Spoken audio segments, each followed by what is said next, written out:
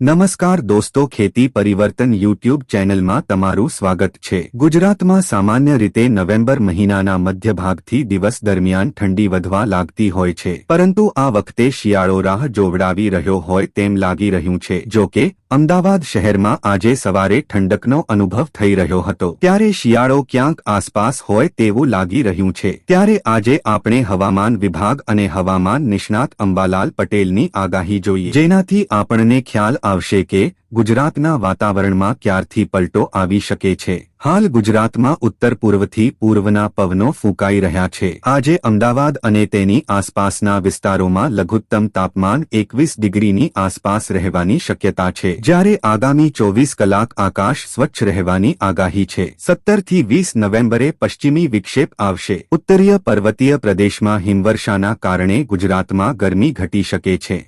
ઉત્તર ગુજરાતના ભાગોમાં તાપમાનમાં ઘટાડો થશે। ન્યૂનતમ તાપમાન 18 ડિગ્રી સેલ્સિયસ થઈ શકે છે। અંબાલાલ પટેલની આગાહી મુજબ બંગાળ ઉપસાગરમાં 20 થી 25 નવેમ્બર ડીપ ડિપ્રેશનના કારણે ચક્રવાત બનશે। અરબ સાગરમાં 19 થી 22 નવેમ્બર લો પ્રેશર સર્જાશે। લો પ્રેશર સોમાલિયા કે ઓમાન તરફ જશે તો વરસાદ નહીં આવે। જો ગુજરાત તરફ આવશે તો વરસાદ આવી શકે છે। અરબ સાગરમાં સાયક્લોનિક સર્ક્યુલેશનના કારણે ચક્રવાત બને તેવી સંભાવના છે। હિમવર્ષાના કારણે ગુજરાતમાં ઠંડીની લહેર આવશે। 23 નવેમ્બર બાદ ઉત્તર પર્વતીય પ્રદેશોમાં ભારે હિમવર્ષા થશે, જેથી ગરમીમાં ઘટાડો થશે। ગુજરાતમાં આ વર્ષે રેકોર્ડ બ્રેક ઠંડી પડશે। હવામાન નિષ્ણાત અંબાલાલ પટેલે કરી આગાહી। ઘઉંના પાક માટે તાપમાન હાલ સાનુકૂળ નહીં હોવાનું તેઓએ જણાવ્યું। સાથે જ માર્ચ અને એપ્રિલ મહિના સુધી માવઠા આવી શકે છે।